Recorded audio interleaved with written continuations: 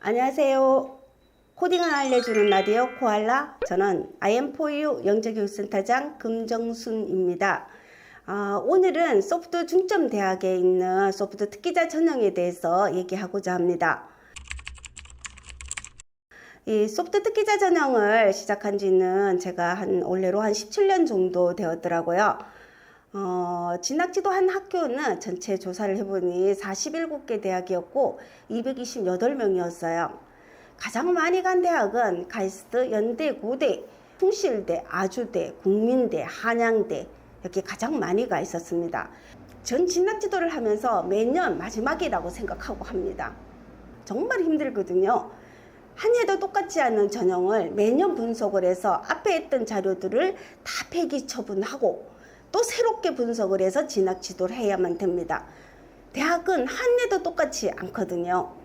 근데 가면 갈수록 달라지는 게 있었어요. 그거는 특기가 확실히 특기다워야 된다는 것이었습니다. 예전에는 학교 생활에서 이런 다양한 활동을 열심히 하게 됐을 때에는 특기자 전형에 굉장히 우선순위가 있었지만은 지금은 특기자 전형이 그거는 당연한 것이고 그 특기가 아주 특별해야 된다는 것입니다. 그러려면은 학생들이 그냥 꾸준히 노력했다 이것이 아니라 정말로 이 분야는 자기는 다른 건 모르지만 이거는 확실히 잘할 자신이 있고 그 수준을 프로젝트라든가 결과물로 나타내야 된다는 것입니다. 이 소프트 특기자 전형은 언제쯤 있냐면 처음에는 2007년도 입학사정관 전형 전에는 소프트 특별 전형이었어요. 한국정보올림피아드에서 동상 이상이 되면은 어떤 대학이든지 내신과 관계가 없이 선택할 수 있었던 때도 있었고요. 2007년도부터 17년도까지죠. 입학 4년간 전형은 특기가 특기다우면은 그래서 아이들의 상장으로 선별을 했던데 2018년도부터 들어갔던 학생들은 초등학교 때부터 받은 상장을 다 제출을 했었어요. 대학도 처음이다 보니 어떤 기준을 가지고 선발을 해야 되는지 그 기준점도 완전히 나오지 않은 상태이다 보니 상장을 가장 많이 우선순위를 뒀었고요.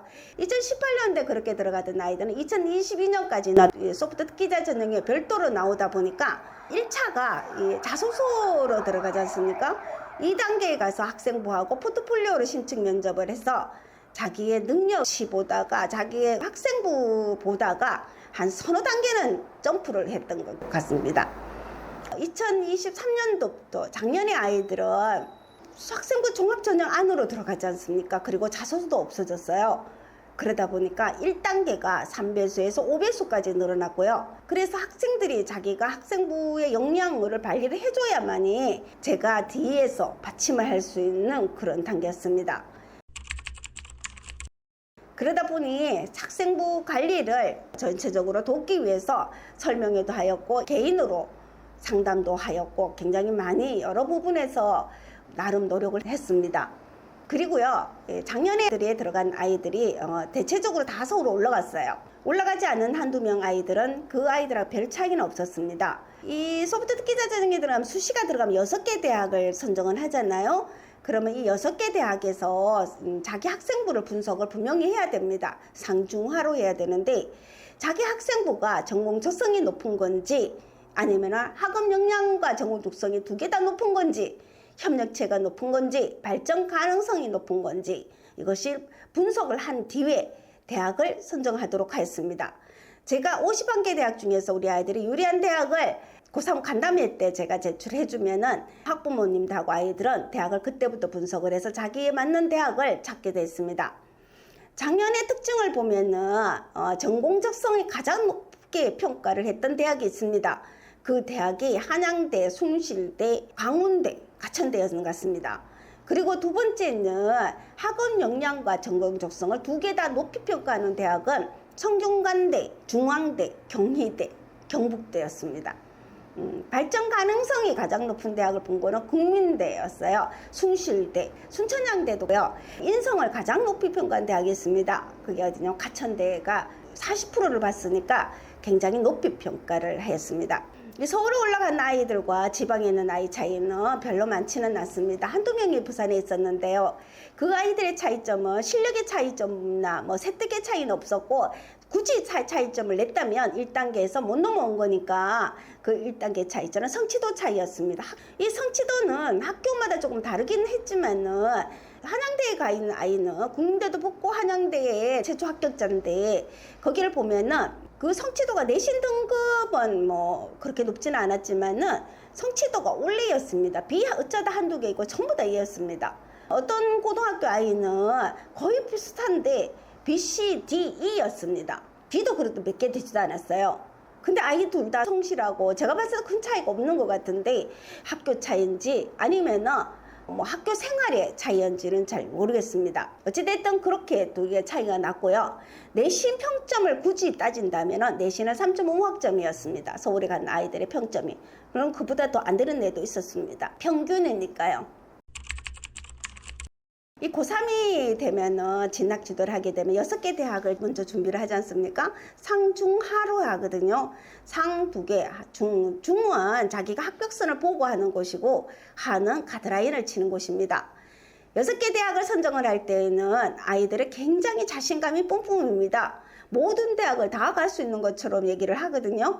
자기 학생부를 분석하고 들어갈 때쯤 돼서 일단 원서가 들어가고, 1단계가 발표나게 되고 2단계가 좀 되게 될 때는 애들은 초조함의 극치를 이룹니다. 정말 초조해 하거든요. 진짜 안쓰럽습니다. 그때 애들인데 제가 늘 얘기를 합니다. 대학은 먼 길을 가는데 그냥 출발점일 뿐이라고. 그 출발점이 좀 앞에 있고 뒤에 있다 그래서 유리하고 불리하지 않다고요. 우리가 마라톤을 보게 되면은 마라톤 시작점이 좀 앞에 있고 뒤에 있다 하더라도 앞에서 너무 달리고 나서 뒤에서 천천히 하면은 결국은 어떻게 돼요? 체력이 방전이 돼서 못 뛰는 것이고, 두 번째는 또 앞에서 너무 느리게 했다가 뒤에서 열심히 따라도 너무 멀어도 못 가는 거고, 처음부터 끝까지 자기 페이스를 가야만이 지치지 않고 끝까지 갈 수 있다는 겁니다. 정말 공부는 대학교에 가서 하는 거라고 저는 생각을 합니다. 대학에 갔을 때에는 자기가 정말 좋아하는 공부를 열정적으로 한다면 그것이 자기의 꿈하고 연결이 되고요. 저는 이 꿈들이 심장이 될 것이고요. 그 심장이 대한민국과 세계를 뛰게 할 거라고 생각합니다. 그 기본 바탕에는 올바른 생각과 가치관이 분명히 있어야 된다고 생각을 합니다. 25년도에는 대학의 전형이 나오는데, 모집 인원은 1,300명이 줄어든 34만 명의 수수로 대학을 선발합니다. 매년 고3들이 계속 인원이 줄고 있는 거 보면 안타깝습니다. 저는 어떻게 가르쳐야 될지 제대로 가르치는 거고, 무엇을 중심으로 가르쳐야 되는 것인가. 대학을 보내기 위해서 이 공부를 시킨다, 그렇게 생각하지는 않습니다. 대학을 하다 보니 대학이 보인 것이지, 대학을 위해서 제가 이 공부를 하라 하지는 않습니다. 우리가 이렇게 대학을 가서 그 다음에 사회에 나올 때 자기가 가장 잘하는 특기가 있어야 되는 거고요. 그 중에서 영어가 보편화되듯이 이제는 코딩도 보편화가 되어 가고 있습니다. 아직도 코딩이 국영수 외에 밀리는 것이라고 생각하는 사람이 있다면 결국은 사용자일 뿐이지 그것을 이용해서 응용할 수 있는 능력을 하기 힘들 거라고 생각합니다. 어른들이 지금 핸드폰이라든가 컴퓨터가 익숙치 않듯이 우리 자녀들이 그 시대에 가가지고 컴퓨터가 두려워진다면 그 아이들이 갖고 있는 능력을 얼마나 발휘할 수 있을까요? 저는 이제는 대학이 아니라, 저는 하다 보니 대학을 하는 거지만은 대학이 아니라 정말 우리 아이들이 미래를 꿈꾸며 생각하면서 자기의 능력이 있고 자기의 특기가 있어야 살아가니 정말 그 위주로 아이들을 가르쳤으면 좋겠습니다. 감사합니다.